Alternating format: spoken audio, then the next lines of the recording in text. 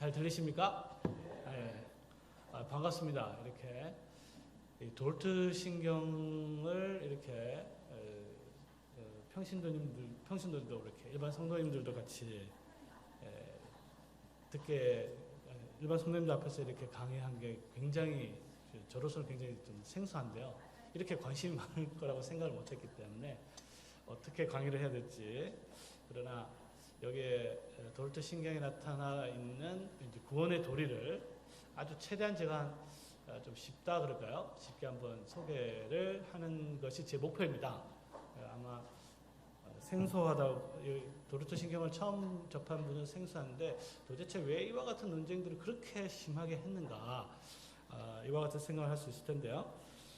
먼저 제가 그 강연에 따라서 강의를 할 때 좀 이 돌트 신경에 대해서 잘 오해가 좀 있는 것 같아요. 오해를 몇 가지를 좀 제거를 하고 돌트 신경에 있는 내용을 중점적으로 하겠습니다. 아마 역사적 상황 이런 것들은 뭐 다 앞에서 좀 많이 했다고 저는 들었고요. 첫째는 우리가 이제 알미니우스 논쟁이라 보통 알려져 있는데, 알미니우스는 이제 1609년에 이제 죽었기 때문에 실제로 논쟁이 벌어졌을 때는 알미니우스는 없었기 때문에 알미니우스 논쟁이 마치 알미니우스와 칼빈의 논쟁처럼 이렇게 생각하는 경우가 많은데, 칼빈은 훨씬 전에 돌아가셨고요. 알미니우스도 돌트 총회가 있었던 한 1618년, 그 한 10년 전에 이제 죽었어요. 그러니까 어떻게 보면 칼빈의 후예들과 알미니우스의 후예들의 싸움이다, 이렇게 볼 수 있겠습니다. 그 대신 알미니우스가 가게 되면 훨씬 이 신학적으로 굉장히 첨예하고 체계적이고 아주 정교한 논쟁이 벌어지게 되는 거예요. 그래서 이게 왜 중요하냐면, 우리 개혁파 신학이 역사적으로, 우리가 개혁파 신학이 뭐냐 했을 때 역사적으로 이렇게 규정을 할 수가 있거든요. 그래서 종교개혁 당시에 개혁파가 뭐냐 했을 때는요, 적어도 성경관에 있어서는 로마 카톨릭이 아니다. 그렇죠? 우리는 오직 성경의 원리만 받아들이고요. 그 다음에 이제 성찬론에 있어서는 루터파가 아니다. 루터파는 이제 공제서를 받아들이잖아요. 우리는 이제 영적 실제적 임재서를 받아들이기 때문에, 그래서 우리는 성찬론에 있어서 루터파도 아니고, 그 다음에 세례에 있어서는 유아세를 받아들이기 때문에 제세파도 아니에요. 그래서 16세기에 종교개혁 당시에 개혁파라는 것이 무엇을 의미하는가 하면, 기본적으로 개혁파는 로마 카톨릭이 아니다. 성경관에 있어서, 그 다음 말씀에 대한 이해에 있어서, 그 다음에 성찬론에 있어서는 루터파가 아니고, 그 다음에 유아세례에 있어서, 세례에 있어서는 제세례파가 아닌 말씀에 따라 믿는 바를 고백하는 교회가 개혁파가 되는 겁니다. 아주 선명하죠. 우리가 보통 이제 참된 교회가 뭐냐라고 했을 때 보통 말씀과 성례가 기준이잖아요. 그래서 말씀과 성례가, 말씀이 올바르게 전파되고 성례가 그 말씀에 따라 시행되는 곳에 교회가 있다, 이렇게 이야기를 하면, 이 개혁파 교회야말로 말씀에 따라서, 그 말씀에 따라서 성례를 집행하는, 성례라는 것은 세례와 성찬이잖아요. 자, 이게 이제 16세기 때의 개혁파적인 이해입니다. 그런데 이제 1618년 이 돌트 총회 논의가 되면 어떤 정체성이 하나 더 확립이 되냐면, 1618년 이후에서는 이제 개혁파라는 의미가 하나 더 붙는데, 그건 뭐냐면 알미니언주의가 아니다라는 거예요. 그래서 종교개혁 당시에는 로마 카톨릭, 그 다음에 제세례파, 그 다음에 루터파가 아니다는 의미에서 주로 사용되었다면, 이제는 한 몇십 년 지난 다음에 1618년 기간 동안에는 이제는 그 의미는 기본적으로 개혁파라고 하면은 구원론적 관점에 있어서 알미니언주의가 아니다라는 의미가 이제 덧붙여지게 되는데, 속성이 덧붙여지게 되는데, 그와 같은 것을 결정적으로 규정한 사건이 바로 이 돌트 총회의 사건이라고 볼 수 있습니다. 그러니까 이 돌트 신경을 갖다 이해하는 게 굉장히 중요한 거죠. 이것을 받아들이면 우리가 적어도 개혁파, 라고 할 수 있는 겁니다. 참고로 제가 이제 칼빈주의자라는 말보다는 개혁파라는 용어를 많이 쓰는데요. 그 이유는 뭐냐면 우리가 이제 칼빈주의와 개혁파를 동일시 여기게 되면 너무 개혁파가 작아져 버려요. 그러니까 개혁파 신학자라고 하면 칼빈만 있는 게 아니고 칼빈도 있고 또 나중에 베자도 있고 우르시누스도 있고 오웬도 있고 펄킨스도 있고 뭐 하여튼 기라성어 같은 어마어마한 개혁파 신학자들이 전통이 존재하는데 칼빈만 딱 이야기해버리면 너무 이제 작아지잖아요. 그래서 기본적으로는 이제 개혁파 신학이란 말이 맞고 그렇게 이해를 해야 우리가 속해 있는 개혁파 전통이 엄청난 부요한 전통에 속해 있다는 것을 알게 됩니다.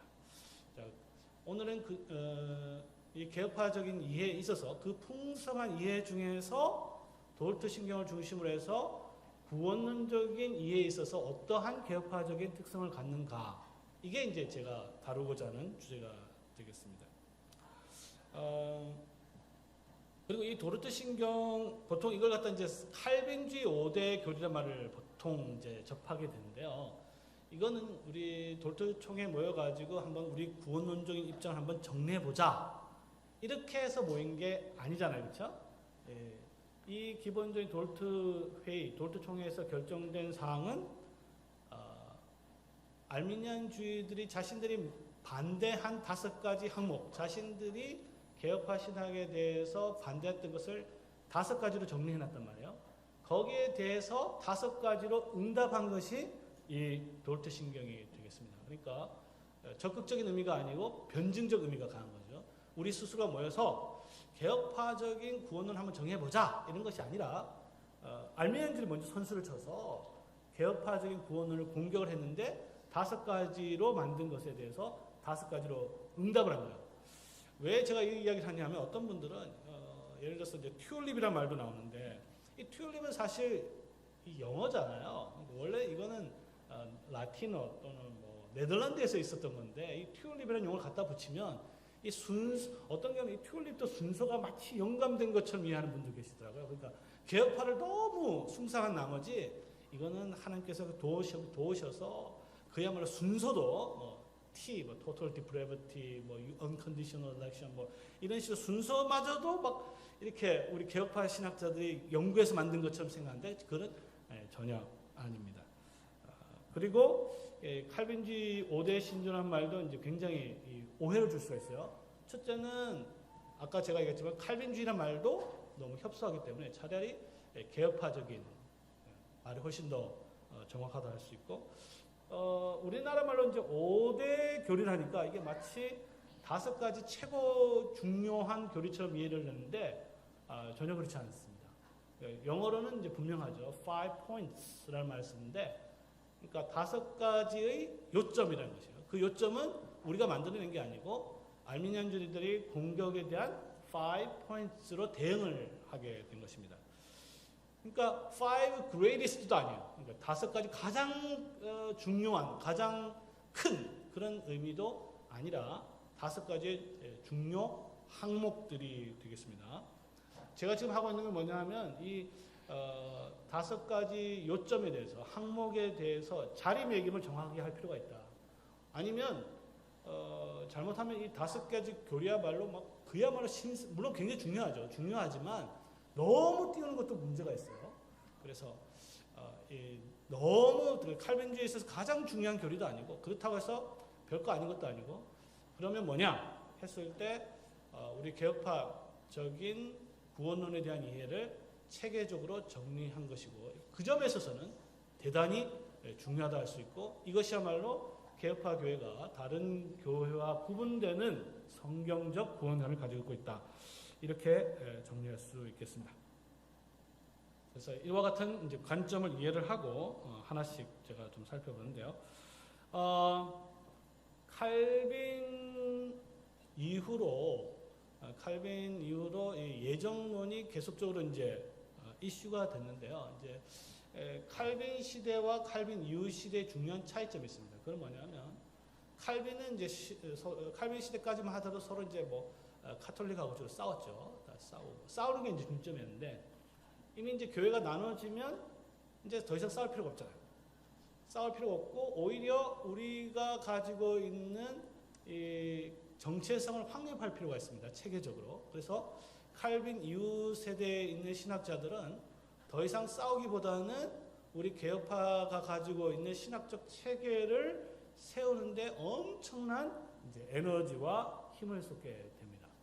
이제 그렇게 하다 보니까 소위 철학이라든지 이성이라든지 이런 우리가 보기에는 좀 성경만 하면 될 것 같은데 그렇지 않고 그 당시 주로 이제 발달했던 이제 아리스토텔레스 철학이라든지 스콜라주의라든지 이와 같은 학문적 방법들을 도입을 해서 우리가 가지고 있는 신학적인 그 교리들을 굉장히 체계적으로 변증하는 이제 작업들을 하는데 그러면서 굉장히 신학적으로 전문적인 개념들을 도입을 해서 진리를 변증하게 됩니다. 이게 칼빈 시대와 칼빈 이후 시대의 아주 중요한 차이점이라고 볼 수 있는데요.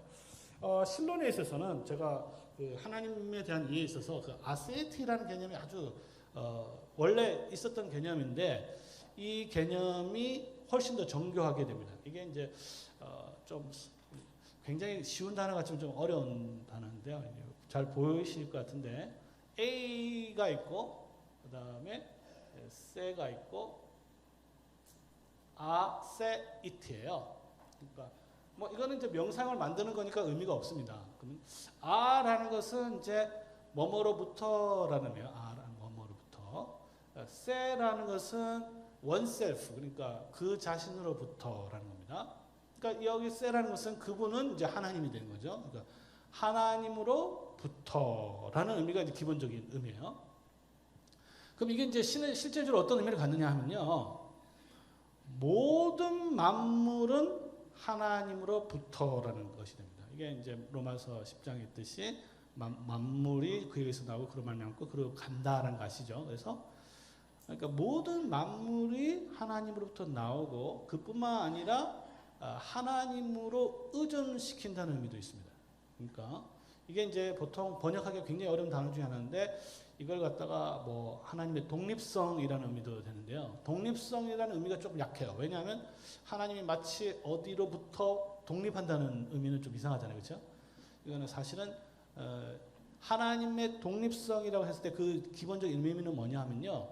하나님은 모든 만물들을 자기에게 의존시킨다는 개념이에요. 그리고 하나님은 자기 스스로 행동할 때는 어떤 경우에도 이 하나님 밖에 의존하지 않는다는 의미가 되는 겁니다.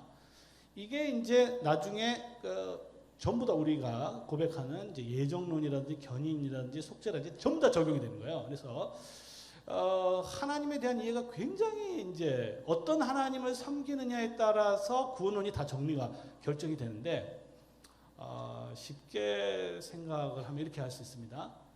보통 이제 우리 목사님들 설교할 때 하나님의 보좌를 흔드는 기도 이런 말 들어보셨죠?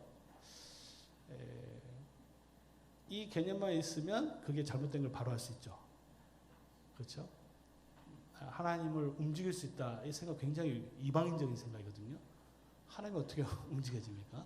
하나님은 변할 수도 없고 움직여질 수도 없고 하나님은 항상 움직이시는 분이고 다른 사람 자기 움직이게 하는 분이시지 어떤 것에 따라서 심지어 우리의 기도에 따라서 움직이고 그런 분은 아니시거든요.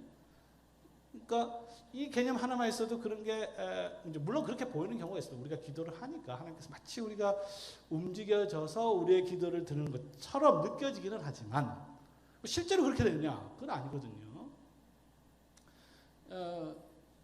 하나 더 예를 들면 예수님께서 이제 중언부언 하지 마라 그랬잖아요. 그럼 중언부언의 기도의 핵심은 뭡니까? 말을 많이 하여야. 그럼 말 많이 하는 기도 하지 말라는 게 아니죠. 핵심은 말을 많이 하여야. 조금 다르게 말하면 정성을 많이 기울여야. 지성이면 감천. 전형적으로 이방인적인 기도의 태도입니다. 이런 거 하지 말라는 거예요. 그건 뭐냐면 우리가 섬기는 하나님에 대한 이해가 보면 하나님을 마치 세상 이방 신처럼 생각하면 그렇게 되는데 이 아세테는 개념을 정확하게 파악하고 있으면 하나님은 전혀 그런 분이 아니시고 항상 스스로 나오시고 모든 것이 그분께서 나오고 모든 것을 자기에게 의존시키고 모든 것을 다른 어떤 것에도 원인 때문에 움직이시지 않는 그런 분이라는 것을 이해를 하면 그런 하나님을 우리가 섬긴다면 우리가 구원론에 대한 이해에서도 어떻게 될 것인가가 좀 결정이 될 수 있겠죠. 예를 들어서 하나님께서 어떤 것을 선택할 때 제가 여기 이게 검은 게 2개가 있는데요. 검은 게 2개가 있어요. 검은 2개인데 이걸 정할까 이걸 정할까 이렇게 하는 거잖아요. 왜 제가 이걸 정할까요? 이게 더 좋기 때문이에요? 그냥 제가 그냥 좋아서 이렇게 정한 거예요. 그러니까 하나님이 어떤 것을 선택할 때 이 2개의 어떤 것 때문에 어떤 요인 때문에 정하는 게 이제 아니게 되는 것이죠. 그러니까 이 아세트 개념을 잘 이해하게 되려면 이게 결국은 이제 하나님의 선택이라든지 그 다음에 구속이라든지 그 다음에 성도의 견인 모든 것들이 다 거기에 연관이 되는 것을 알 수 있습니다. 그래서 이 아세이티 개념이 되면요, 하나님은 결코 이제 immutability라고 해서 움직인다기보다는 다른 외적인 요인에 의해서 움직이지 않는 분이에요. 그러니까 하나님께서는 이제 하실 수 없는 것도 꽤 많이 있습니다, 사실. 그래서 하나님은 더 좋은 하나님이 될 수 없고요. 그리고 또 하나님은 외적인 요인에 의해서 움직일 수 없고, 그러니까 외적인 요인에 의해서 하나님께서 자기 자신의 계획을 바꾸지도 않으시고, 그래서 뭐 하나님께서 계획을 바꿀 수 없냐 했을 때, 하나님께서 생각을 바꾸는 경우는 어떤 경우가 있을까? 그러면 예를 들어서 보통 그런 비유가 있지 않습니까? 이 산이 아닌가 보다. 하나님께서 머리가 나쁘다는 뜻이잖아요. 그러니까 하나님 계획을 바꿀 수 없는 거죠. 왜냐하면 하나님은 항상 최고의 결정을 하시기 때문에 더 나은 결정을 할 수가 없는 거 아니겠습니까? 그렇죠? 근데 이제 우리가 가지고 있는 생각인 하나님은 하나님도 계획을 바꿀 수 있는 거 아니냐? 왜 못 바꿔? 이렇게 하지만 사실은 그런 하나님이 돼버리면 우리 구원에 있어서 굉장히 큰 위기가 찾아올 수 있거든요. 예를 들어서 하나님께서 기분 좋으면은 지옥에 보냈다가 그 다음 날에는 좀 기분 좋으니까 좀 고생했으니까 천국에 보냈다가 이러면 이제 곤란해지지 않겠습니까? 그렇죠? 그래서 하나님의 이 아세트와 더불어서 하나님의 불변성이 아주 중요한 요소로 자리가 잡게 되는데, 이와 같은 과정 속에서 칼빈의 후예자였던 이 베자가 예정론에 있어서 좀 더 발전된 형태의 타락전 선택설을 취하게 되는데, 이것도 이제 용어가 사실 상당히 이제 한번 들어는 보셨을지 모르겠어요. 이런 용어가 조금 이제 혼란을 줍니다. 왜냐하면 타락전 선택설이라고 하면 이거 시간 개념이 들어가 버리잖아요. 그러면 하나님께서 우리를 언제 선택했느냐? 창세 전이죠. 창세 전이면 당연히 타락 전이잖아요. 논리적으로. 그렇죠. 그러니까 그런 식으로 이해를 해버리면 이게 무조건 타락 전 선택설이 맞게 돼버리는 거예요. 논쟁할 필요가 하나도 없는 건데, 사실은 이제 이와 같은 이유 때문에 제가 번역을 이게 타락 전 선택설이라기보다는 원래의 의미에 맞춰서 이게 이제 타락 전과 타락 후를 소위 이제 수프라 렙사레리아니즘 이렇게 해요. 그건 너무 어려워서 기억할 필요 없고요. 수프라가 중요합니다. 수프라. 그 다음에 인프라 렙사레리아니즘이라는데, 인프라. 이건 기본적으로 위라는 뜻이고, 이건 아래라는 뜻이에요. 인프라가 잘 돼야 된다는 말 들어보시죠? 그거예요. 그러니까 위에는 수프라. 그러니까 위와 아래예요. 무슨 말이냐면 타락 위, 타락 아래예요. 그러니까 이것은 기본적으로 시간 개념이 아니고 논리적인 개념이에요. 논리적인 개념으로 하나님께서 창세 전에, 곧 타락 전에 하나님께서 선택을 하시는데, 선택할 때 그때 아무도 존재하지 않잖아요. 창세 전이고 타락 전이니까. 그때 그 당시의 사람을 누구를 선택했냐 도대체. 이거는 굉장히 어렵죠. 왜냐하면 그때 사람이 아직 존재도 하지도 않고, 그렇죠? 이 하나님께서 창세 전에 인간을 선택했는데 그 인간이 과연 어떤 존재냐? 이게 이제 타락상 선택설과 타락하 선택설의 핵심적 논차입니다. 사실 우리 성도님들은 이런 거 알 필요가 거의 없어요. 왜냐하면은 치열하게 논쟁을 한 결과 답이 없다는 게 거의 밝혀졌기 때문에 우리 성도님들 별로 고민할 필요가 없습니다. 물론 이제 저 같은 경우는 수프라 타락상이 좀 맞다고 생각하지만 별 차이 없어요. 그러니까 뭐냐면 창세전에 하나님께서 어떤 순서대로 계획을 했을까? 그거는 인간이 알 수 있는 영역이 사실은 아니에요. 근데 어쨌든 칼빈 이후로 배자가 되면서 이와 같은 논쟁들이 시작이 됩니다. 좀 더 훨씬 더 예정론에 있어서 훨씬 더 깊어진 거죠. 그래서 타락상 선택자들은 하나님께서 선택했을 때 그 사람은 이미 타락되어 있는 자들이다. 이게 타락상이에요. 근데 타락하 선택자들은 주장하는 사람들은 아직 이 사람들은 타락한 사람이 아니에요. 하나님께서 거꾸로 말했어요. 이게 항상 헷갈려요. 타락하 선택설은 하나님께서 선택하려고 했을 때 그때 그 하나님의 머릿속에 있는 사람들이 이미 타락했는 사람이에요. 타락상 선택설은 선택하셔서 앞으로 타락할 사람들이 되는 거예요. 이제 그 논쟁이 이제 배자 이후에 조금씩 등장하게 됩니다. 자, 알미니우스는 이 배자 밑에서 공부를 했어요. 제네바 유학을 가가지고 유학을 배우면서 배자 밑에서 스승 밑에서 배운 거죠. 스승 밑에서 배우니까 수프라를 배웠어요. 타락상 선택설을 배우니까 아니 하나님께서 예정한 거는 좋지만 예정을 할 때 아직 생기지도 않은 인간들이 머릿속에 있는 그 잠재적 인간이 택해서 앞으로 타락할 그와 같은 사람을 만들었겠냐. 그러면 필연적으로 그건 하나님께서 죄의 조성자가 되는 것이 아니냐. 이런 이제 의문을 갖게 되면서 배자가 스승에 대한 가르침을 이제 배격하기 시작합니다.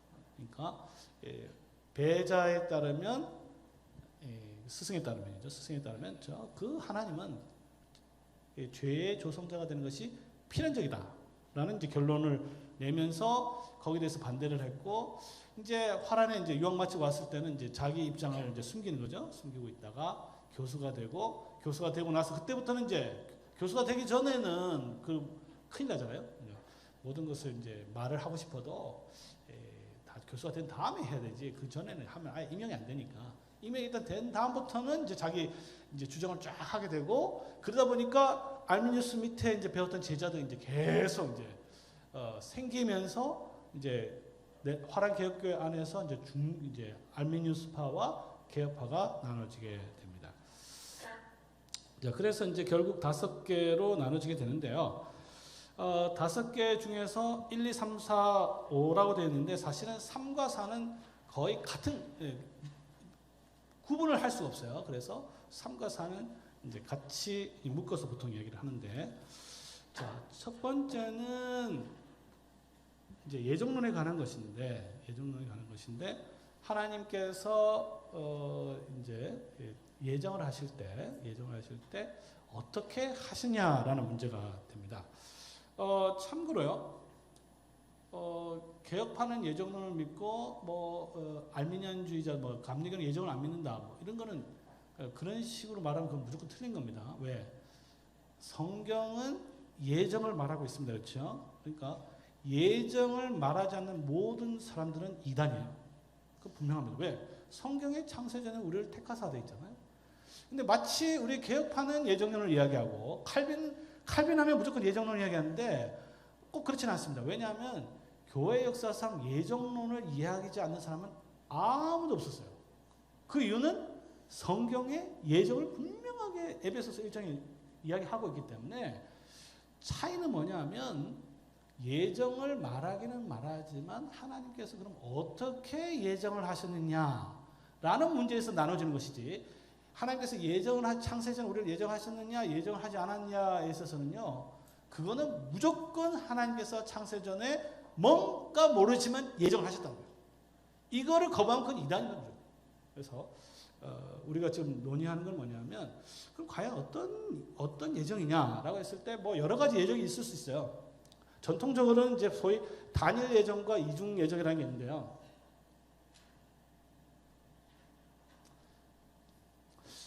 이렇게 이야기할 수 있습니다. 이제 단일 예정은 뭐냐면 전체 인류가 있어요. 그렇죠? 근데 전부 다 타락을 다 했어요. 다 타락을 했죠. 하나님께서 단일 예정은 이 중에서 요것만 이제 구원하시기로 한 거예요. 요 안에는 이제 구원을 받겠죠. 나머지는 자동적으로 지옥 이렇게 된 거예요. 그러면 하나님의 예정은 하나입니까 둘입니까?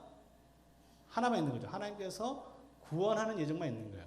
구원하는 예정만 있고 버리는 거는 예정을 안 하셔도 알아서 자동적 처리. 이게 단일 예정입니다. 이중 예정은 좀 달라요. 우리가 웨스트민스터 신앙고백서에 믿고 있는 이중 예정은 하나님께서 처음부터 어떤 사람은 기쁜 뜻에 따라 선택하기로 하셨고 어떤 사람은 버리기로 선택하신 거예요. 그래서 이제 선택 예정에 있어서 두 가지로 나눠지는 거죠. 선택과 유기. 그러니까 유기는 버리기로 예정하신 거예요.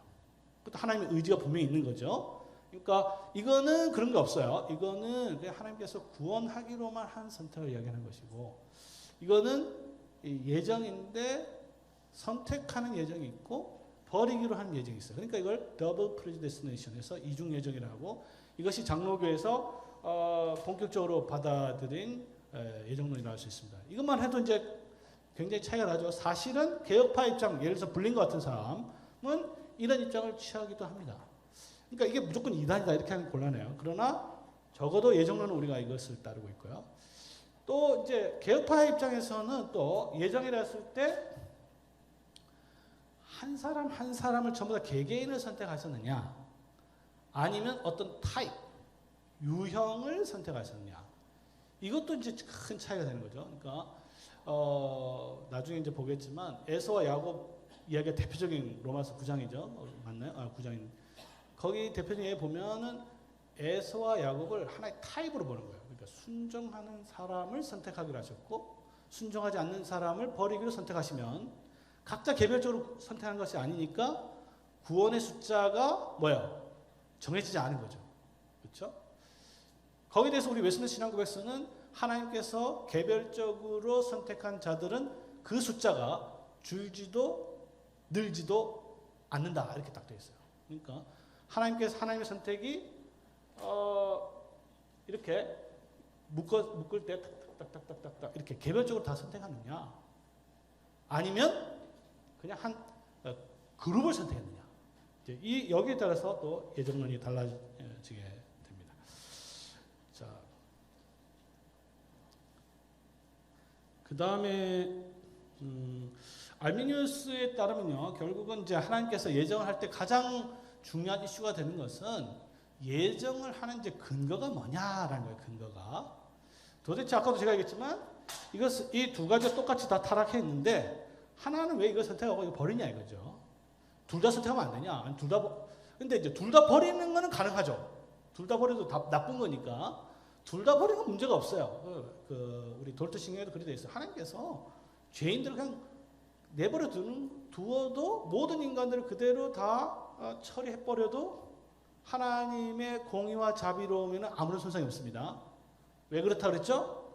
아세트 기억나시죠? 하나님은 스스로 다 만족하시고 스스로 전부 다 모든 걸 가지고 계신 분이기 때문에 하나님께서 다 처리를 하든 인간들 다 그냥 물에 떠내려가든 지옥에 다 가든 하나님의 영광과 하나님의 존귀와 자비의 공의 전혀 손상 없습니다. 전혀 그렇게 안 해요.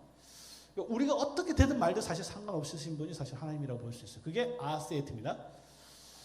자, 그런데 이제 알미니우스는 이제 예정에 대해서 이제 네 단계로 보통 이야기를 하는데 하나님께서 예정을 할 때 이렇게 직접적으로 하기보다는 하나님께서 먼저 그거 하기 전에 그리스도를 중보자로 예정하셨다. 이때 하나님께서는 어떠한 조건도 내리지 않아요. 하나님께서 스스로 생각을 해서 중보자로 정하시고 그리고 그리스도를 믿는 그 중보자를 믿는 자를 처벌하고 그렇지 않은 자를 믿는 자를 구원하고 믿지 않는 자를 처벌하기로 정합니다. 이것도 무조건적으로 하나님께서 그렇게 정하신 거예요. 그리고 그걸 하도록 하는 수단들도 하나님께서 정하세요. 그러니까 예를 들어서 교회와 성례와 설교 이것도 하나님께서 다 정하신 거예요. 우리 인간의 어떤 조건 이런 걸 보지 않고 정하신 거예요. 무조건적으로 하나님께서 일방적으로 다 정하신 거예요. 그럼 문제가 어디 있느냐? 여기에 근거를 해서 마침내 이제 개인적으로 구원하잖아요. 개인적으로 구원할 때는 이제 모든 이전에 있는 중보자로 세우시고 중보자로 받아들인 믿음도 하나님께서 정하시고 그 다음에 거기에 대한 외적인 은혜의 수단들도 하나님께서 다 정하셨지만 무조건적으로 다 정하신 거예요. 그런데 그걸 갖다 실제로 하도록 하는 개인들은 그들의 앞으로 볼 믿음의 근거를 해서 조건을 해서 그 선택을 하기로 하셨다. 이게 이제 알미니안주의적 입장입니다. 그러니까 왜 제가 이걸 좀 자세하게 얘기했냐면 우리가 보통 이제 무조건적 선택이라 했을 때 알미니안들은 뭐 조건적 선택이고 우리는 무조건적 선택이냐 했을 때 그렇게 말하기가 쉽지가 않아요. 그러니까 용어가 가지고 있는 한계가 있어요. 알미니안도 사실 무조건적인 게 꽤 많죠. 예정할 때 하나님께서 중보자로 세우신 거, 그 다음에 거기에 대해 순종에 대한 거, 그 다음에 또 뭡니까? 은혜 외적 수단을 하는 거, 이것들은요 하나님께서 무조건적으로 예정하신 거예요. 알미니안들도. 그러나 어디서 차이가 나느냐?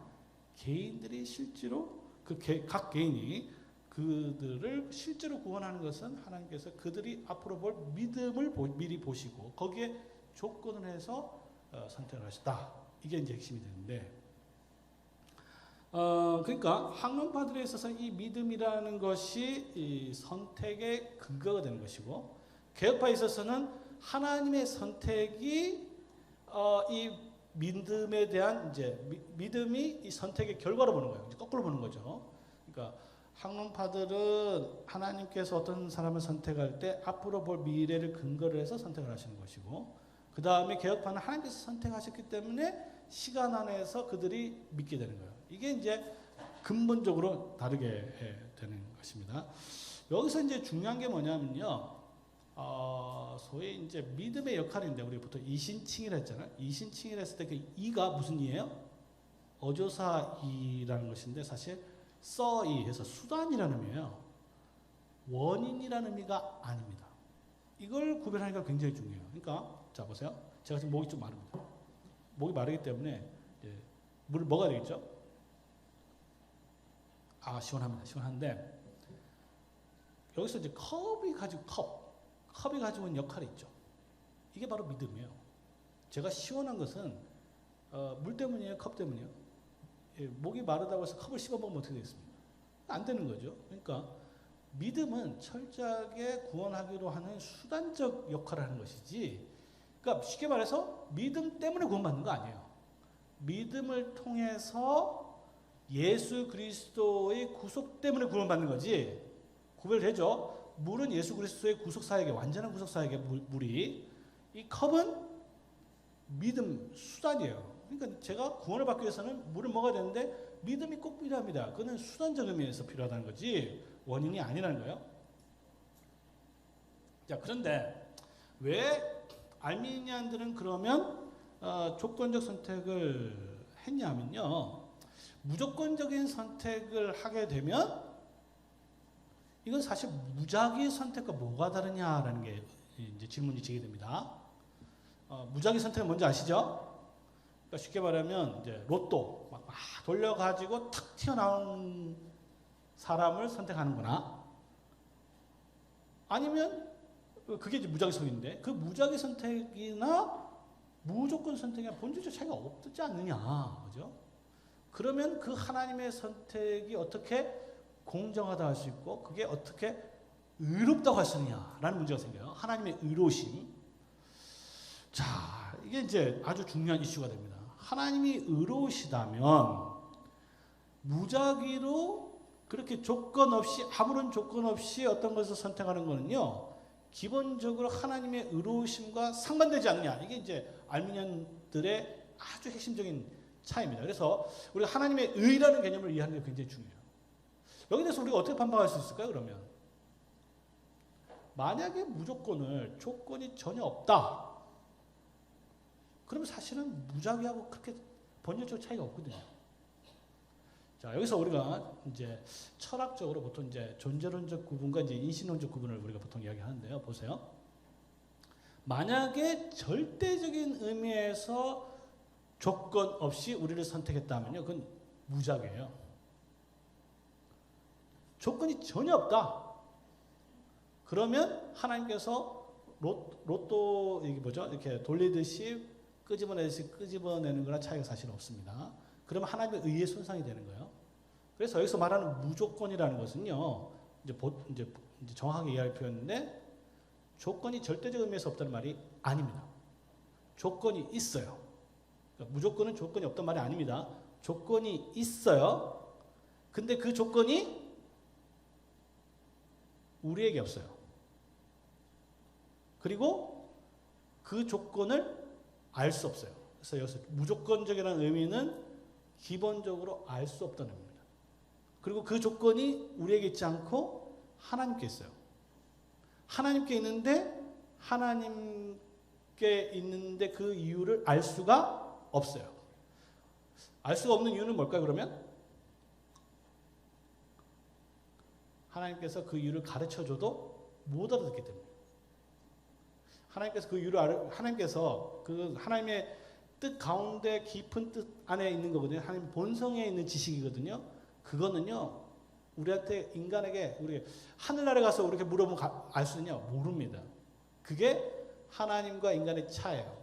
그러니까 하나님께 숨겨진 지식이라는데 이 숨겨진 지식은 인간의 지식과 근본적으로 다르기 때문에 우리가 아무리 비조물이 머리가 아무리 똑똑해도 하나님 알 수 있습니까? 모른다는 거예요. 가르쳐줘도 모르기 때문에 안 가르쳐 주시는 거죠. 그 대표적인 예가 사실은 이제 욥기서 맨 마지막에 나오잖아요. 욥이 왜 내가 이렇게 의로운데 이렇게 고난을 당하느냐, 좀 이유를 좀 알고 싶다 막 하니까 하나님께서 툭 나타나셔서 하는 말이 뭡니까? 너 뱃속에 그죠? 뼈가 어떻게 되는지 알아? 이렇게 나오잖아요. 그것도 모르는 게 뭐 이렇게 나오는 거 아니겠습니까? 그죠? 쉽게 말하면 그게 뭐예요? 그러니까 쉽게 말해서 1차 방정식도 모르면서 어떻게 미적분을 갖다 풀 수 있느냐, 뭐 이런 거 아니겠습니까? 그죠? 그러니까 하나님께서 왜 우리를 선택하고 우리를 어떤 사람을 버리셨는지는요, 그 찬송가가 아주 잘 표현하고 있습니다. 왜 구속받은지 난 알 수 없도다. 그게 답이에요. 자, 어쨌든 그래서 결국은 그 무조건이라는 것은 절대적 의미에서 무조건이 아니고 조건이 있는데 그게 하나님께 있고, 하나님께 있는데 그걸 갖다 뭐라고 부르냐면 하나님의 선하신 뜻, 이렇게 얘기합니다. 하나님의 선하신 뜻. 그게 궁극적 이유예요.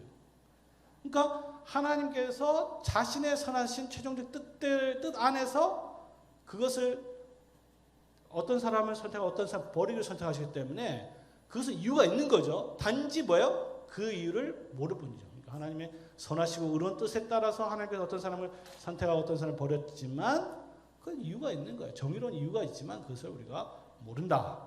이렇게 보면 되겠습니다.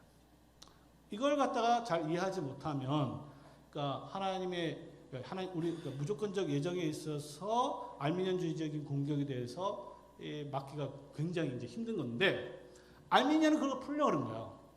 알미니언주의자들은 하나님께 이유가 있으면 그 이유를 왜 모르냐?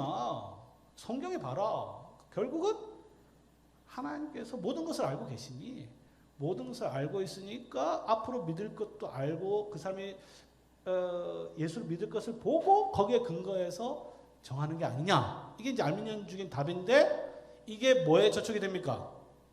아까 얘기했죠. 아세트에 또 걸리는 거예요. 하나님께서 어떤 것을 결정할 때 그 결정이 바깥 어디 있는 것에 근거를 해서 결정하는 것이 아니고 하나님은 스스로 항상 그 원인이 자기 자신에게 있다고 그랬잖아요. 아까 아세트 기억나시죠? 하나님께서 어떤 결정을 하면 그것은 자기 자신에게 원인이 있는 거예요.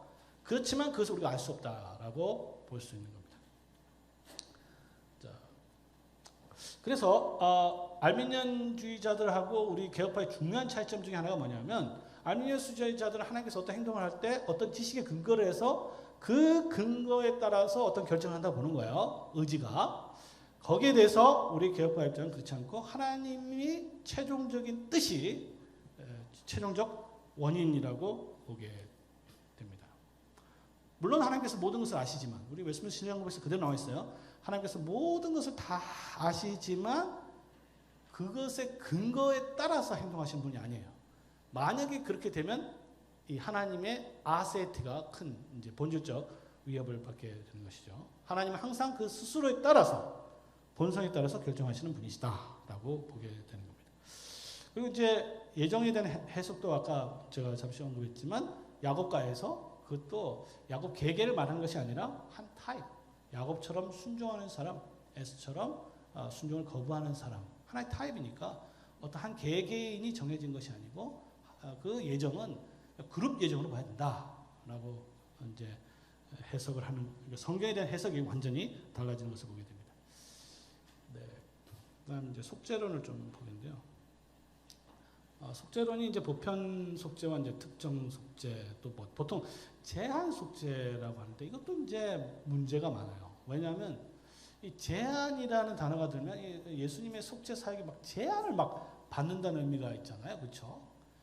예수님의 속죄가 제한을 받으면 어떻게 되겠습니까? 이제 그와 같은 그 인상을 주면 안 되는데, 제한 속죄, limited atonement라는 개념 자체가 그와 같은 이제 오해를 주어요. 근데 그게 이제 튤립이라는 용어 때문에 그렇거든요. 그래서 이 용어 자체는 그렇게 바람직한 용어는 아닌데, 핵심적인 논제가 뭐냐면 예수님께서 누구를 위해서 돌아가시느냐. 우리가 설교 시간에 하나님 당신을 사랑하십니다라는 설교를 할 수 있는가, 뭐 이런 것이 되는 거예요. 사실 이제 굉장히 중요한 이슈죠. 여기서 우리가 이제 알아야 될 게 뭐냐면, 자, 분명히 이 교회 안에는 택자와 불택자가 있다. 그러면 하나님께서 여러분을 사랑하십니다 설교할 수 없다. 왜? 하나님은 어떤 사람을 사랑하지만 어떤 사람을 진노하실 거 아니에요. 선택하지 않은 사람이 있으니까.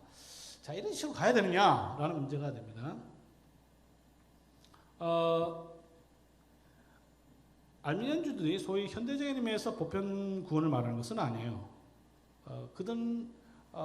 그들도요, 모든 사람들이 구원받을 가능성은 있지만 실제로 그렇게 된다고 보지는 않습니다.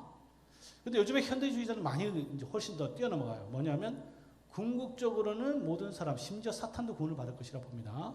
그러면 지옥도 이제 없어지는 거죠. 지옥도 한시적 지옥을 이야기하는 경우도 있습니다. 그러니까 예를 들어서 이제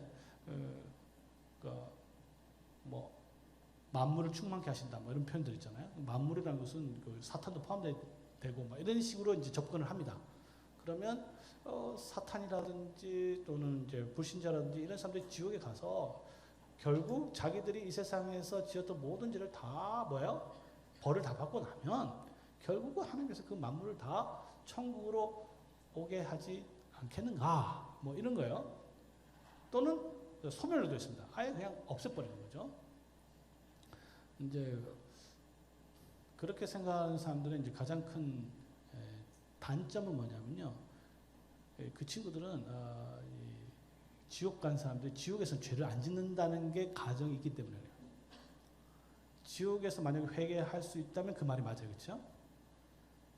어떻게 생각하십니까? 지옥에 가면 회개를 할까요? 그 고통 속에서 회개를 할까 안 할까요? 우리 생각을 할 것 같지 않습니까? 그렇죠? 그 고문을 받는다면 생각해보세요. 엄청 하나님 앞에.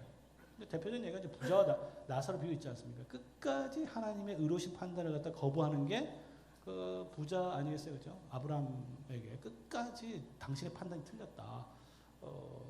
죽은 자가 가서 이야기하면 더 살아날 것이다. 하나님 말씀보다도 기적을 더 앞세우고, 이제 그런 것이 이제 성경의 충분성을 공격하지 않습니까? 그게 이제 사탄의 본질이거든요. 사탄의 본질의 핵심은 성경의 충분성을 가지고 공격하는 거예요. 모세와 선지자들을 가지고 공격하는 것인데, 지옥에 가서도 그 짓을 하는 거죠. 그러니까 지옥에 가서도 회개할 방법이 없잖아요.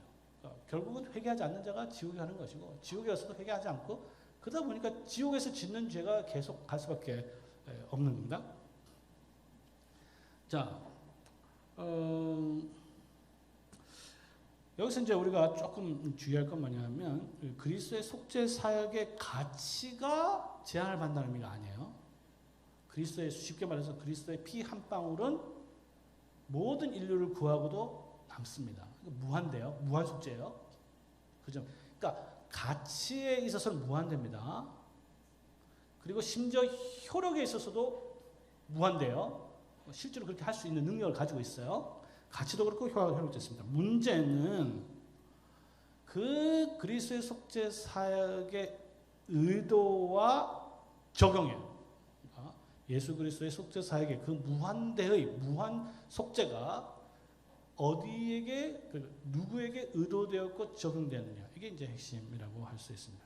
그게 바로 결국은 간단하게 말하면 하나님께서 택하신 자들, 조건 없이 택한 자들, 하나님의 선하신 뜻대로 택한 자들에게 하나님의 무한한 속죄를 그들에게만 적용시킨다. 이게 우리 개혁파의 아주 중요한 구원론적 입장인데, 사실 이게 굉장히 어렵습니다. 어렵기 때문에 또 성경도 막 두 개 다 이야기하는 것 같아요. 그래서 예를 들면 하나님이 세상을 이처럼 사랑하사 뭐 이런 거 아니겠습니까? 그렇죠? 근데 이제 이것도 생각해 볼 게, 요한복음 3장 16절도 따지고 들어가면요 굉장히 어렵습니다. 제일 어려운 단어는 하나님이고요. 이거 하나님 어떤 하나님이냐? 세상이 뭐냐? 지구를 말하는, 지구는 아닌 것 같잖아요. 또 이처럼 사랑했다. 뭐 제일 어려운 단어는 사실 이제 독생자라는 단어는 더 어렵잖아요. 제가 이제 1학년도 이번에 시험 쳤는데 인터뷰하면은요, 특히 이제 신학과 4년 공부한 사람들 이렇게 신학이 얼마나 기초가 안 됐는지를 테스트하는 방법 중 하나가 요한복음 3장 16절 외우게 한 다음에, 그건 다 외우거든요. 독생자 무슨 뜻인지 한번 이야기해봐라 그러면 말하는 사람 거의 없어요. 요리문답이 안 돼 있으면 말하는 거 거의 불가능합니다. 독생자지 뭐 이렇게. 그래서 뭐 세상을 이처럼 사랑하사 독생자를 주셨다. 저는 우리 죄를 위한 화목제물이 아니 우리만 위할 뿐이 아니요 온 세상의 죄를 위한, 온 세상의 죄를, 온 세상이다. 그렇죠? 반대로 특정 속죄를 지지하는 것처럼 보이는 구절들도 있습니다. 대표적인 구절이 이제 예수님께서 내가 저희를 위해서 비운다. 내가 비우는 것은 세상을 위한 게 아니라 내게 주신 자들을 위해서 빈다. 누가 능히 택하신 자를 송사하리요. 의롭다 하시는 하나님이시니 미리 정하신 그들을 부르시고 부르신 그들을 의롭다 하시고 영화롭게 하셨느니라. 자, 이런 것을 보면은, 성경을 보면은 어떤 측면에서 보면은 보편적 속죄, 또 어떤 경우에는 이제 제한, 특정 속죄가 더 맞는 말이겠죠. 특정 particular atonement, 특별한 사람들만을 위한 속죄가 맞는 것처럼 보입니다. 근데 이제 이렇게 보면은 알미니안주의의 이 속죄론과 관련해서 이제 여러 가지 이제 약점들이 있어요. 자, 예를 들어서 알미니안주의대로요, 그리스도의 속죄 그 의도죠. 아까 그 의도가 만약 모든 사람을 의도한 것이다 라고 가정한다면, 예수님께서 하나님께서 그리스도의 속죄가 그렇게 의도하셨고 목적이 그렇다면 그 수단도 그렇게 정하셔야 되는 게 아니냐라는 것이죠. 그 수단은 말씀 선포인데 그 말씀 선포는 제한적이란 말이에요. 그러니까 무슨 말이냐면, 만약에 그리스도의 속죄가 보편을 위한 원래 의도가 그랬다면 하나님께서 그것을 적용시키는 방법은 어떻게 해야 될까요? 오늘날, 적어도 오늘날 한다면 목사의 설교 뭐 별로 그냥 별 효과 없잖아요, 솔직히. 죄송한 말이죠. 차라리 그냥 뭐 CNN에 그죠? 틀어놓고 예수님의 설교를 갖다 쫙 온 세계 방영하는 게 훨씬 나은 거 아니겠어요, 그죠? 아니면 그냥 하나님께서 각 꿈에 모든 사람한테 꿈에 그죠? 다 나타나가지고 그리스도의 속죄, 예수님께서 십자가에서 죽으셨던 거 다 보여주는 게 훨씬 강력하지 않겠습니까, 그죠? 무슨 말이냐? 만약에 그리스도의 속죄가 모든 사람을 의도했더라면 하나님께서 수단도 그렇게 정하셨을 텐데, 수단을 보니까 그렇지는 않더라. 수단은 뭐예요? 말씀의 설교예요. 예배 속에서 선포되는 하나님의 말씀의 설교를 통해서 그것을 적용시키기로 의도하셨다면 이거는 모든 사람을 위한 게 아니라는 건 너무나 분명하다는 것이죠. 이게 사실 이제 오웬이 그 아르미니안주의에 대한 반박론에서 이제 논증을 하는 것입니다. 그 다음에 이제 삼위일체론에서도 이제 문제가 되는데요. 이게 삼위일체라는 것, 이게 우리 구원론이 삼위일체론하고도 아주 밀접한 관계가 됩니다. 그건 뭐냐면, 예를 들어서 이렇게 된 거예요. 하나님께서는 모든 사람, 어떤 특정한 사람을 선택한 게 분명하단 말이에요. 하나님께서는, 성부께서는 이렇게 이중적으로 선택하시고, 그러나 예수 그리스도의 속죄의 의도는 모든 사람을 다 구원하시기로 또 이렇게 하시고, 또 성령께서는 또 적용을 갖다가 또 사람의 자유의지에 따라 달리게 하시면, 이게 성부와 성자와 성령의 사역이 막 그러니까 각각 따로 노는 거죠. 그렇죠? 그러니까 이 알미니안주의 논쟁은요, 필연적으로 논리적 일관성으로 갈 수밖에 없습니다. 그 뭐냐 하면요, 하나님께서 선택하시고 버리시고 이 선택한 자들을 위해서 그리스도께서 속죄 사역을 하시고, 과거죠. 그러니까 시간 전에 선택하시고 과거에 속죄 사역을 하시고 성령께서 현재 이 사람들을 위해서 믿음으로 말씀으로 적용시켜야 성부와 성자와 성령의 사역이 우리가 지금 코워크에서 공작이란 말씀입니다. 그러니까 하나님께 삼위 하나님이 밖으로 드러나는 사역은 항상 같아야지 다르면 안 되거든요. 그게 삼일체론이 그래서 중요한 거예요. 그래서 하나님께서 창세전에 이렇게 선택하시고 과거의 구속사역, 그리스도 구속사역을 이들을 위해서 하시고 의도와 대상 이를 위해서 하시고 시간 안에서 오늘 현재 성령께서 믿음을 통해서 이들을 적용시켜야 이게 삼위 하나님의 일관성, 삼위 사역에 있어서 일관성이 유지가 된다는 것입니다. 그래서 요한복음 3장 16절에 세상의 모든 사람을 가리킨다면 성부는 세상을 사랑하셔서 그죠? 정말로 아들까지 주셨는데 그 이상은 일을 못하는 거예요. 그렇죠? 만약에 아버지가 아들을 갖다 사랑해서 전부 다 아들을 아끼지 않고 주셨는데 그죠? 그 다음은 내 알아서 해라. 그 구원도 못하고 말이 되겠습니까? 그죠? 그래서 만약에 알미니안주의적인 관점에 따르면 이 하나님의 사랑은 모든 사람을 향한 것일 줄은 모르겠으나 무능력한 사랑이 되는 거죠. 뭡니까? 인간의 자유의지에서 제한받는 사랑이 되어버린 거예요. 그러니까 정말로 하나님의 사랑이 능력 있는 하나님의 사랑이 되기 위해서는 하나님이 아들을 주실 뿐만 아니라 그 아들을 주신 그 사람을 구원까지 해야 그게 진짜 사랑 아니겠어요? 그러니까 이 점에서 인간은 다르죠. 인간은 정말 아이들 10명 물에 빠져 있어요. 자기 자식이죠. 그럼 막 구원하려고 발버둥을 치겠죠. 그러나 힘이 빠져가지고 3명을 죽을 수 있잖아요. 그건 인간이죠. 근데 하나님은 그렇지 않죠. 하나님은 능력이 있기 때문에 정말 사람을 다 건져버리는 것이죠. 택한 사람은. 그리고 하나님 분명히 야곱을 사랑하시고 애굽을 미워하셨다. 미워하는 사람을 위해서 자기 아들을 준다. 이것도 말이 안 되지 않습니까? 그죠? 여기서 이제 중요한 게 있는데 하나님은 선한 자와 악한 자에게 동시에 해를 비치게 하십니다. 그러나 악한 자에게 해를 비치게 하는 것이 악한 자를 사랑하기 때문은 아니에요. 오히려 그것이 그들에 대한 심판일 수 있습니다. 내가 이렇게 사랑했음에도 불구하고 하나님의 선하심을 보여주었음에도 불구하고 그들이 그것을 감사치도 아니하고 오히려 허망한 데 빠졌으니까. 그죠? 이게 웨스민스터 신앙국에서 1장 1절에 나오는 것이죠. 그래서 하나님께서 모든 사람에게 자비를 베푸는 것이 그들을 반드시 사랑하셔서 구원하는 의도가 있는 것은 아니고 오히려 그것을 통해서 그들의 완악함을 드러내시기 위해서 할 수도 있다는 것을 우리가 보게 됩니다.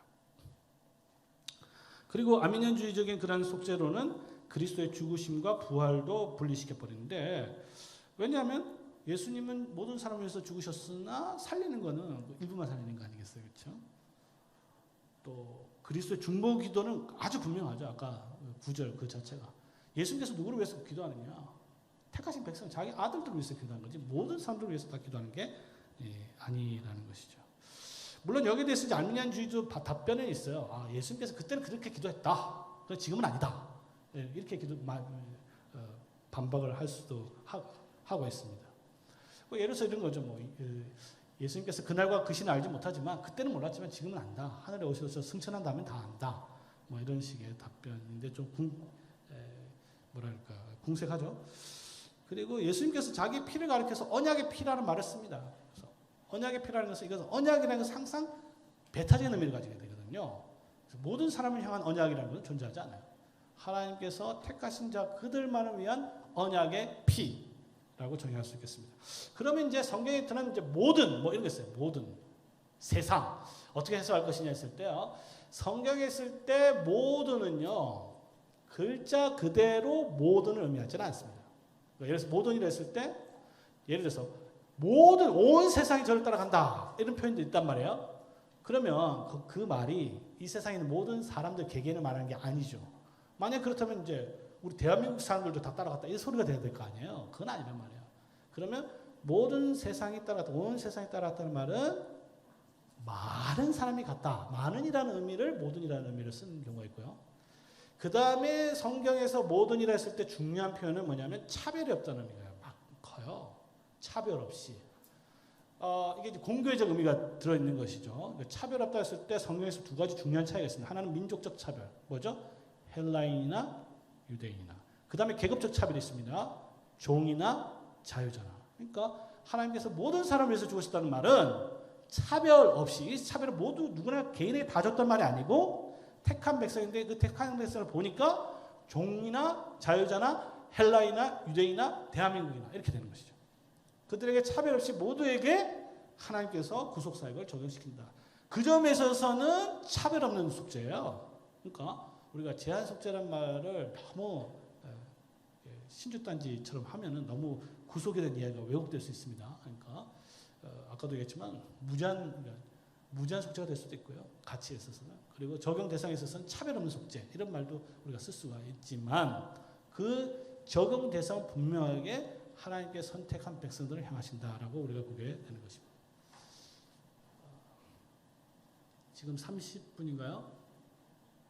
제가 시간을 좀 보면서 조절해야 될 것 같은데 시계 어떻게 되십니까? 네? 30분이죠. 30분 6시 마치면 되는 거죠? 네. 자, 그 다음에 이제 세 번째와 네 번째가 이제 그 전적 타락과 부분적 타락, 그 다음에 자유의지에 관한 것인데요. 이거는 이제 은혜와 관련된 부분인데, 모든 기독교인들은 은혜로 구원을 받는다고 이야기를 합니다. 그러니까 은혜로 구원받지 않는다고 이야기하면 이단이 되는 거예요. 아까 예정하고 똑같습니다. 성경에 나와 있으니까. 심지어 펠라기우스도 이런 말을 한 적이 있어요. 은혜로 구원받지 않고 행위로 구원을 받는다고 말하는 자들에게 저주가 있으리라. 이거 펠라기우스가 말이에요. 왜 그렇습니까? 펠라기우스도 성경을 갖다 읽는 사람이에요. 성경을 믿는 사람입니다. 그러니까 은혜로 구원받지 않고 인간의 행위로 구원을 받는다. 이거는 존재할 수가 없는 거예요.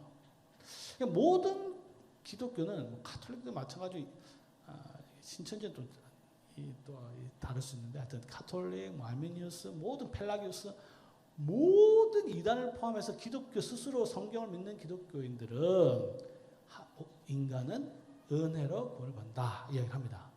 그럼 차이는 어디 있어요? 은혜가 뭐냐라는 것이죠. 아까 마찬가지죠.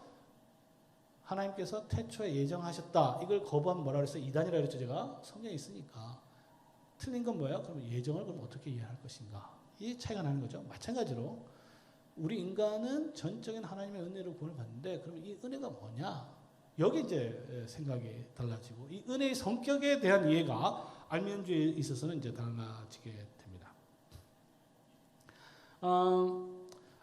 알미니우스도 그렇고 뭐 나중에 보면은 이제 웨슬리 같은 사람도 하나님의 은혜를 얼마나 강조하는지 모릅니다. 그러니까 알미니우스도 그렇고 웨슬리도 그렇고 그들은 알미니안이니까 행위를 강조하고 하나님의 은혜를 갖다가 터부시했다. 그렇게 하면 너무 뭐랄까 그러니까 단순하게 보는 거예요. 적어도 그들의 의도는 알미니안도 마찬가지지만 그들도 하나님의 은혜를 굉장히 강조를 하게 됩니다. 자, 근데 알미니안은 근데 은혜를 우리가 이해한 건 아주 다르게 설명을 하는 거예요. 어떻게 설명하느냐? 선행을 하는 게 있어요. 구원하는 은혜와 그 이전에 하나님께서 구원하는 그 은혜 이전에 모든 사람에게 보편적으로 적용되는 은혜가 있습니다. 이 은혜에 의하면 자유롭게 죄로 돌아서서 그리스도를 영접할 수 있게 되는 거예요.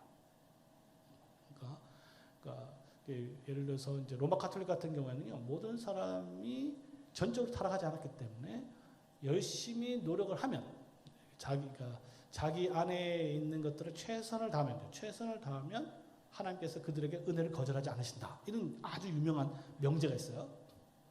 쉽게 말하면 지성면 감천이다 이런 거죠. 그러니까 불신자라 할지라도 열심히 노력하면 사실 이게 틀렸죠. 그 자체 될 수 없는데 될 수 있다고 우리는 될 수 없다 보는 거죠. 우리는 될 수 없습니다. 왜? 우리는 전적으로 타락했기 때문에 할 수 없는데 거기는 할 수 있어요. 이유는 뭐냐면 전적으로 타락하지 않았기 때문에 그럽니다. 부분적으로 타락했기 때문에 열심히 노력할 수 있어요. 노력하면 모든 사람에게 주어진 선행 은혜 그 은혜로 말미암아 열심히 노력하면 하나님께서 구원의 은혜를 거절하지 않는다. 이런 개념입니다. 자, 그래서 이제 은혜와 타락의 관계가 이제 중요한데요. 이게 또 total depravity라는 말씀인데 이것도 이제 오해를 줄 수 있는 표현이에요. 잘못하다가는 이제 이게 인간이 마치 사탄이 되었다. 뭐 이렇게 해석하는 분도 뭐 계신데 그건 아니잖아요. 그래서 전적이라는 말은 그야말로 범위에 관한 문제입니다. 범위. 정도가 아니에요. 그러니까 인간은 모든 부분에 있어서 타락했다. 그러나 그 정도는 사람마다 다를 수 있는 거죠.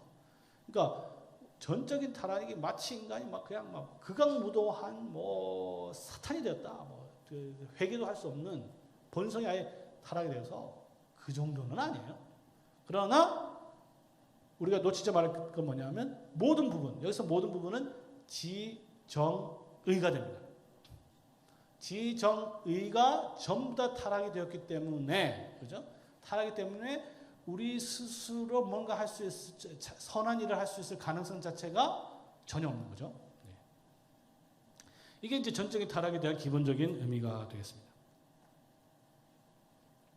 그래서 전적인 타락 중에서 이제 핵심적인 것은 이제 의지에 관한 부분이에요. 왜냐하면 알미니안들은 이 의지가 타락이 되지 않았다고 하는 거예요. 이유는 뭐냐면요. 이 의지가 타락이 됐다. 자유의지가 타락에 대해서 없어졌다. 손상을 받았다면 그거는 짐승이 됐냐. 이렇게 봅니다. 자, 여기서 이제 알미니안의 논쟁을 한번 잘 보세요. 알미니안들은 자유가 있고요. 자유가 있는데 자유가 없으면 짐승이 되는 거예요. 짐승. 맞아요, 틀려요? 사실은 맞죠. 맞을 수도 있고 틀릴 수도 있는데 이제 문제는 이 자유가 뭐냐라는 거죠. 자유가. 자유의 본질이 뭐냐라는 겁니다. 근데 우리 성도님들은 자유라고 했을 때 뭘 자유라고 생각합니까? 대부분은 하고 싶은 것을 하는 게 자유라고 생각하죠. 그렇죠? 하고 싶은 것을 하면 자유가 있고 하고 싶은 걸 할 수 없으면 자유가 없다고 생각하잖아요. 그렇죠? 근데 성경에 따르면 자기 하고 싶은 대로 하는 게 정확하게 뭡니까? 자유가 아니고 죄죠, 죄. 성경에 따르면요. 자기 하고 싶은 대로 하는 게 죄예요. 그건 자유 아니에요. 성경에 따르면 진정한 자유는 뭡니까? 철저하게 하나님의 말씀에 순종하는 게 자유죠. 아닙니까? 그러니까 자유에 대한 개념을 정확하게 생각해야 돼요. 이게 보통 우리 자유는 뭐 하고 싶은 대로 하면 자유고, 그죠? 하고 싶은 거 못하면 자유가 없다고 생각하는데 그렇지 않습니다. 근데 어쨌든 이 알미니안주의자들은 자유라는 걸 특히 자유의지라고 이야기하는데 자유의지의 본질을 선택이라고 해요. 선택할 수 있으면 자유가 있고 선택할 수 없으면 자유가 없는 거죠. 근데 이게 문제가 있어요. 왜냐? 자유의지의 본질을 선택에 맡겨버리면, 그러니까 아담은 자유가 있는 거죠. 선을 선택할 수도 있고 악을 선택할 수도 있어요. 자, 근데 하나님을 한번 보세요. 하나님은 악을 선택할 수 있습니까? 없습니까? 없죠. 그럼 자유가 없나요? 아니죠. 하나님은 절대적으로 자유로우나 악을 선택할 수 없죠. 그러면 여기서 이제 제가 지적하는 게 뭐냐면 자유의 본질이 선택이 아니라는 거야. 이제 근데 알미니안들은 선택이 있어야 자유가 있다고 보는 거예요. 자유의 본질은 선택이기 때문에 만약에 선택이 없으면 그거는 뭐 짐승이나 다름없다. 그렇지 않습니다. 그런데 개혁파는 그러면 자유의 본질을 뭘로 이야기했냐면요. 자유의 본질을 부정적으로 이제 정의를 하는데 강압이 없다로 해석합니다. 강압이 없는 거. 외적인 강압이 없는 거요. 쉽게 말하면 그 뭐죠? 아담이 선악과 따먹을 때 하나님께서 먹기 싫은 거 입에 쑤셔 넣지는 않았잖아요. 그렇죠? 강압적으로 먹게 하지 않았죠. 근데 자유롭게 먹었잖아요. 그렇죠? 자유롭게 먹었습니다. 근데 이 자유로움은요. 타락하고 나서도 변하지 않습니다. 이 자유로움은. 왜? 타락하고 나서도 인간이 죄를 지을 때 항상 자유롭게 짓단 말이에요. 자유롭게. 하나님께서 죄 타락한 자들에게 죄 지으려고 막 협박을 하고 너 죄 안 지면 죽어 막 칼로 협박하고 그렇게 죄 짓는 거 아니잖아요. 너무나 자연스럽게 자유롭게 죄를 짓잖아요. 그렇죠? 그럼 자유가 있습니까? 없습니까? 자유가 있는 거죠. 뭐가 없어요? 자유의 선택이 없는 거죠. 그래서 이거 우리가 이제 이걸 조금 전문적인 용어로는 이제 voluntas libera라는 말을 쓰고요. 자유의지는 이제 자유 선택이라는 말은 아르비트리움이라는 단어를 써서 구별을 합니다. 그래서 타락 이후에는 자유의지는 그대로 남아 있는 거예요. 이게 없으면 인간이 짐승이 되는 겁니다. 그러나 뭐가 손상이 받았냐면 선택이 없어버렸어요. 그러나 선택이 없어졌다 해서 자유의지가 없어지는 것은 아닌 것이죠. 우리가 이것을 이제 잘 구별하지 못하면 아르미니안 논쟁에 있어서 굉장히 이제 뭐랄까 혼돈할 수밖에 없는 상황이 됩니다. 자, 그래서 이제 이게 이제 궁극적으로 뭐와 관련되면 은혜의 역사가 있을 때 이것을 거부할 수 있냐 거부할 수 없냐가 되는 거예요. 만약에 거부할 수 없으면 그건 강압이라고 하는 거예요. 아르미니안주의자들은. 우리는 그렇지 않죠. 자, 그래서 하나님께서 이제 전적으로 타락한 사람에게 은혜가 이제 역사를 하게 되는데 그것도 내적인 역사를 말합니다. 외적인 역사 아니에요. 우리 안에서 성령께서 역사하실 때 그러면 자유의지와 어떤 관계가 있느냐 했을 때 크게 두 가지로 나누는데 여기 이제 per medu아 suasiones, per physician apparationes 이렇게 뭐 저도 라틴어가 잘 안 되는데 뭐 어려운 거 없어요. 아주 간단히 말하면 뭐냐면요. 하나님께서 우리를 이제 타락한 인간을 갖다 돌이킬 때 자유의지를 갖다 사용해서 돌이키는데 아르미니안은요 도덕적 설득을 말합니다. 그러니까 쉽게 말하면 이런 거예요. 하나님께서 아르미니안 따르면 하나님께서 사람을 돌이키고 회심시키는데 첫째는 그들의 죄를 깨닫게 하기 위해서 뭐 여러 가지 많이 해야 되는데 하나님의 섭리로 교회당에 오게 하시고 또는 뭐 옆에 있는 사람 만나게 하시고 아니면 뭐 전도지를 먹게 한다든지 아니면 책을 보게 한다든지 전부 다 하나님의 섭리를 통해서 교회당에 왔어요. 그때 하필이면 마음 상태가 정말로 가난해져 있어요. 그리고 옆에 좋은 사람이 있어요. 그때 하필이면 목사님 설교가 정말 따봉이었어요. 그리고 뭐 하여튼 분위기도 굉장히 좋고 그때 목사님 설교도 너무 좋았고 찬양도 너무 하필이면 그때 그 사람이 정확한 말도 되고 뭐랄까 하여튼 그 사람이 뭐야 복음을 받기에는 모든 완벽한 게 이렇게 갖추어서 환경을 하나님께서 조성한 거예요. 그러나 뭐는 못하냐면 하나님께서 자유의지에 손을 대서 돌이키는 역사는 하나님께서 할 수 없는 거예요. 도덕적 설득만 하는 거예요. 정말로 말씀을 해서 정말 봐봐라. 이게 정말 그 복음을 갖다 목사님이 잘 전하니까 아 이게 맞네 하면서 자기가 스스로 자유의지로 결단하는 거죠. 그게 도덕적 설득이고요. 개혁파는요 그렇지 않습니다. 개혁파는 하나님께서 성령을 보내셔서 그들의 자유의지까지도 움직이시는 거예요. 이게 피지컬, 물리적으로 실제적으로 성령께서 그 마음을 갖다 돌이키게 만드셔서 하는데 할 때 강압적으로 하잖아요. 강압적으로 하면 이거 뭡니까? 이거는 이제 폭력이 되는 거예요. 자유의지를 비틀어가지고 하는 게 아니라 하나님께서 그러니까 둘 다 자유의지는 이제 보장이 되지만 우리가 믿는 하나님은 성령 하나님은 훨씬 더 적극적으로 자유의지를 돌이키시고 변화시켜서 중생하셔서 복음을 실제로 받아들이게 하신대요. 그 대표적인 구절이 뭐냐면 빌립보서 나와 있듯이 이게 이제 사실 펠라기온하고 어거스틴 때부터 나왔던 논쟁인데 두렵고 떨리면 너희 구원을 이루라라고 하면서 그 바로 다음 구절이 뭡니까? 왜냐하면 너희 안에서 행하시는 이는 하나님이시니 딱 이렇게 나온다고요. 그리고 거기다 뭐라고 되어 있냐면 너희 안에 소원을 두게 하시고 이게 의지를 갖게 하시고 그리고 선을 행하게 하시나니 되어 있어요. 그러니까 하나님의 사역이 단지 설득, 도덕적 설득뿐만 아니라 그들을 변화시키고 그들의 의지를 갖게 하시고 그들을 변화시키시고 실제로 행하게 하는 역사까지도 하는데 단지 뭐예요? 강압을 하지 않으십니다. 너무너무 자유롭게 그 일을 하게 하신다는 것입니다. 자, 그래서 이제 자유의지론에 있어서 이제 핵심적인 것은 뭐냐면 아까 제가 말씀드렸지만 안민년주의자들은 여기서 하나님께서 그렇게 의지를 할 때 그걸 만약에 거절할 수 없다면 하나님께서 이렇게 은혜가 우리에게 오는데 그 은혜를 선택할 수 없고 거부할 수 없다면 그거는 강압이라고 보는 거예요. 강압. 우리하고 이제 다르죠. 우리는 뭐가 강압이냐. 하나님께서 얼마든지 그렇게 하실 수 있다. 하나님의 전적인 사역이라고 보게 되는 것이죠.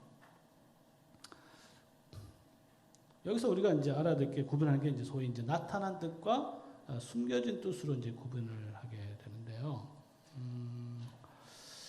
사실은 이제 우리 인간이 하나님의 뜻을 거역할 수 있느냐? 거역할 수 있습니까? 없습니까?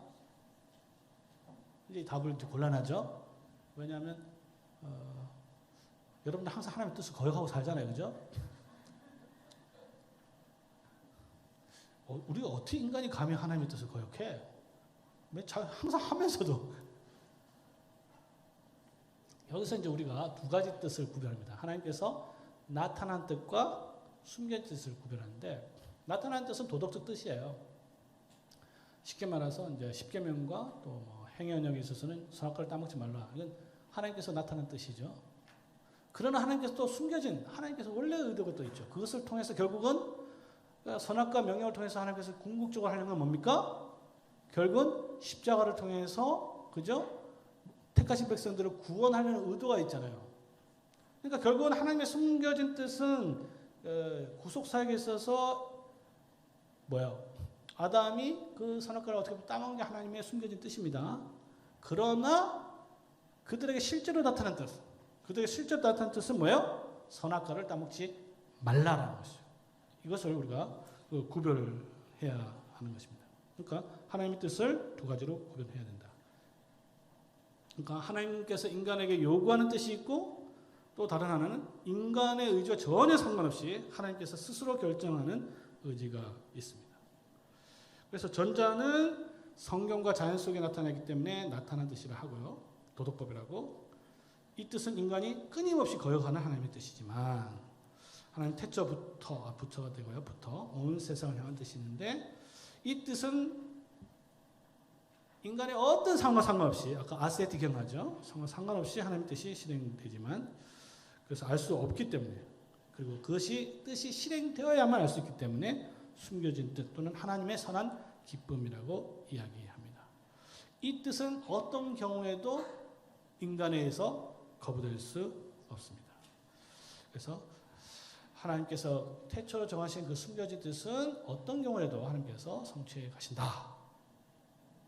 자, 이제 마지막 성도의 견인하고 이제 마치게 되는데 이것도 사실 예정론과 비슷합니다. 이 견인이 조건적이냐 아니면 수단적이냐.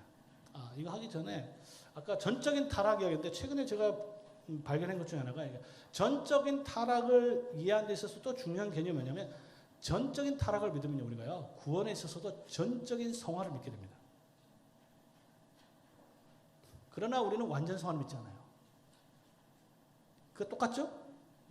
타락이 전적인 타락이지 완전한 타락이 아니거든요. 마찬가지로 성화도 전적인 성화이고 그러나 불완전한 전적인 성화가 되는 겁니다. 그러니까 우리가 구원을 받으면 성화의 과정이 이루어지는데 그것도 하나님의 은혜지만 이 은혜가 부분적이 아니에요. 전적인 영향을 미치는데 그 전적이란 말은 뭐예요? 그러면 지와 정과 의 모든 측면에 있어서 하나님께서 역사를 하는 게 성화의 은혜다 이렇게 볼 수 있습니다. 그러니까 타락과 성화를 이해하는 게 이제 굉장히 중요한 거죠. 타락이 또 중요한 측면 중에 하나가 또 죄책이 있고 거기에 대한 하나님의 은혜는 칭의가 있잖아요. 이게 타락을 이해해야 구원을 우리가 보다 더 풍성하게 이해할 수 있게 되는 겁니다. 견인은 우리 견인차가 아니고 자 아시겠죠? confirmation이라고 하고 굳건하게 한다. 굳설견, 참을인 뭐 이렇게 이야기하는데 하나님께서 구원하신 백성을 끝까지 견고하게 하신다라는 것입니다. 알미니안들은요 끝까지 믿으면 구원받는다. 뭐 당연한 소리를 어떻게 보면 해요. 개혁파는 하나님께서 선택하신 자를 끝까지 견디게 하신다. 뭐 이렇게 되는 겁니다. 그러니까 알미니안들은 앞으로 믿을 사람을 선택하는 거고 또 앞으로 계속 끝까지 견디는 사람을 견인하는 거예요. 그러나 개혁파는 조건 없이 하나님께서 선택하시고 하나님께서 선택하셔서 믿게 하시고 그 사람을 끝까지 인내하게 하신다. 알미니안 도전은 뭐냐면요. 구원의 시작은 하나님의 역사에서 가능하지만 전적인 하나님의 은혜이지만 구원의 완성은 우리가 아니냐. 뭐 이런 거예요. 또 성경은 또 그런 거 이야기하고 있잖아요. 한 번 비침을 얻고 하늘의 은사를 맛보고 성령에 참여한 바가 되고 뭐 이렇게 쭉쭉쭉. 타락한 자는 다시 새롭게 하여 회개할 수 없다. 그리고 성경은 하나님한테 불순종하면 멸망한다. 이게 구약에 나오는 무조건 경고 아니냐? 교훈. 개혁파의 입장은 뭐냐면요.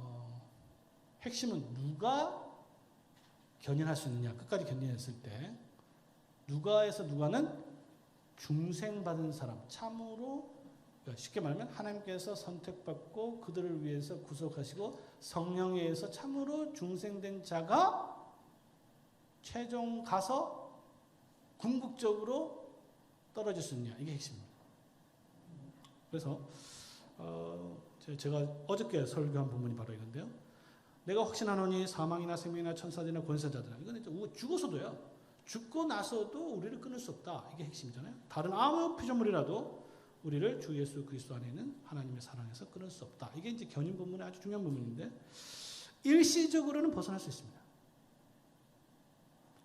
그리고 일시적으로 벗어나면 그 하나님에 대한 심판은 매우 엄중합니다. 신자도요. 신호등 작은 거 안 지키면요. 하나님께서 그냥 살리는 게 아니고 그냥 보내실 수 있습니다. 그런데 그렇다고 해서 지옥 갔느냐? 이건 또 다른 문제잖아요. 이스라엘 백성들이 광야에서 다 죽었는데 다 지옥 갔느냐? 그 다음에 하나님이 자기와의 언약 관계가 끊어지는 언약 관계냐? 그러니까 이 견인교리, 알미니안 견인교리는요, 기본적으로 이 하나님과의 언약 개념을 굉장히 크게 손상시키고 있는 것을 보게 됩니다. 그리고 이 견인의 부정이라는 거는요, 기본적으로 성령의 사역을 좀 우습게 만드는데 성령께서 이제 안에 들어왔다가 밖에 나갔다가 왔다 갔다 하시는 분들이거든요. 사실 이제 우리가 표현으로는 성령 옷이 없어서 이렇게 기도를 많이 하지만 사실 이제 밖에서 우리 안에 들어온 건 아니잖아요. 왜냐하면 우리 안에 성령은 항상 계시는 분인데 나갔다가 다시 들어왔다가 좀 이제 또 신앙생활이 좀 나태하면 밖에 나갔다 이런 분 아니시죠? 자, 따라서 결론적으로 얘기할 때 우리 견인이라는 것은 뭐냐면 하나님께서 시간 전에 선택하시고, 그죠? 그다음 과거에 그를 위해서 구속하시고 성령께서 적용을 시켜서 중생한 사람들을 하나님께서 끝까지 붙드시는데 왜 그러면 이 개혁파 신학자들, 배신자들은 왜 돌도 신경을 통해서 이와 같은 구원론적 이해를 갖다 그렇게 사수하려고 했느냐라고 했을 때 그 핵심은 뭐냐면요. 결국 하나님의 은혜가 도대체 뭐냐라는 거예요. 개혁파가 이해한 하나님 뭡니까? 자, 보세요. 하나님께서 만세전에 우리를 택하시고, 그죠? 때가 되어서 예수 그리스도 보내서 모든 구속사에 그들 위해서 하시고, 그리고 전적으로 타락한 자를 중생시켜서 그들을 성령을 통해서 변화시키시고, 그래서 삼위 하나님께서 끝까지 붙드시고, 결국 뭡니까? 구원의 처음부터 마지막 끝까지 전적으로 우리 구원의 은혜가 하나님께 달려있다는 거예요. 이게 바로 하나님의 은혜라는 것이 개혁파가 이해한 구원론적 이해입니다. 그렇기 때문에 도르친주로 뭐라고 하냐면 하나님의 은혜의 대헌장이라고 부르는 거예요. 이것이야말로 하나님의 은혜, 하나님의 하나님 되심, 하나님의 은혜의 은혜 되심을 설명하는 것입니다. 그러니까 결국 이 도르친주를 통해서 읽게 되면 하나님의 은혜가 뭔지를, 그러니까 말로만 하나님의 은혜가 아니라, 그러니까 우리가 감성적으로 하나님의 은혜가 아니라 나의 구원이 어디서부터 시작되고 어디까지 지속될 것이냐. 그럼 결국 뭐냐면요, 이 견인의 교리가 가장 큰 혜택은 뭐냐면요, 참된 신자들이에요.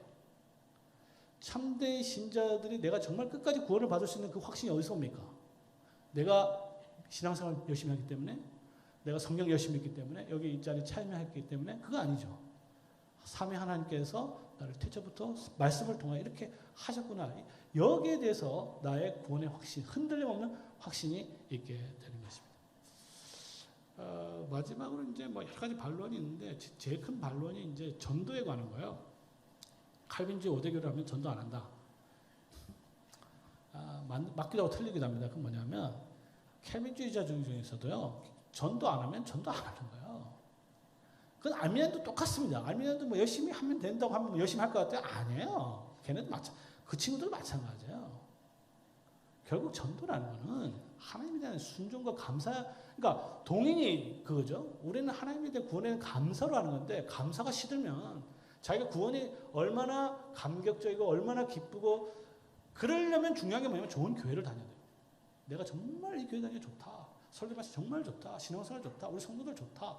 그러면요, 전도하지 말라. 알아서 가면서 방방곡곡 하면서 전도를 하고요.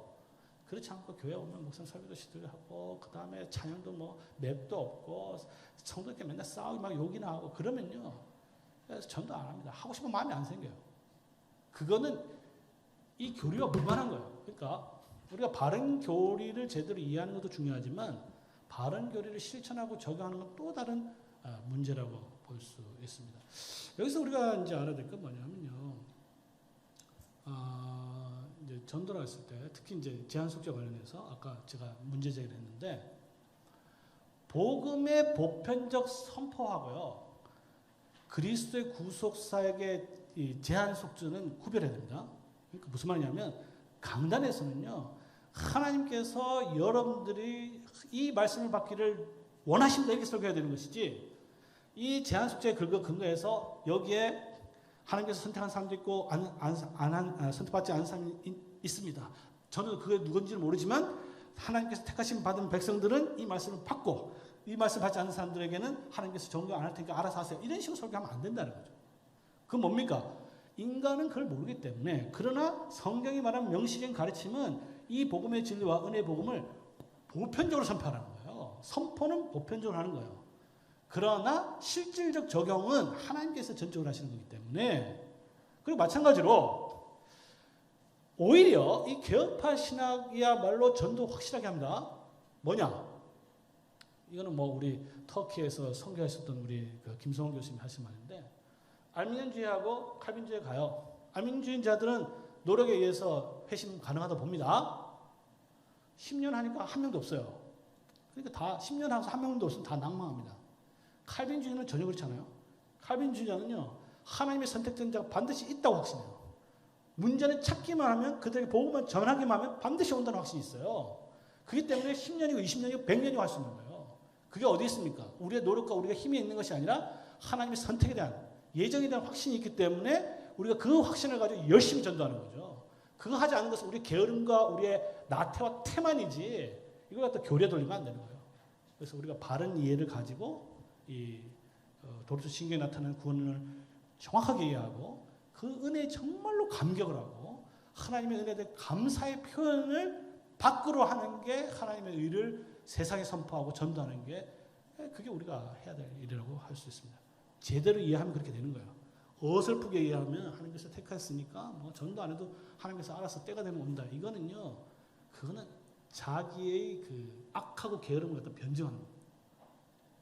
얼마든지 바른 교리를 자기 무책임을 위한 변명을 사용할 수 있는데, 우리 그렇게 하면 안 되고, 하나님의 도리를 잘 이해를 해서 그것을 바로 적용시키는 삶을 살아서 이 교회가 정말 주님이 오시는 날까지 구원의 방주로서 역할을 할 수 있도록 그렇게 해야 되는 게 우리의 사명입니다. 네, 강의 마치도록 하겠습니다. 감사합니다.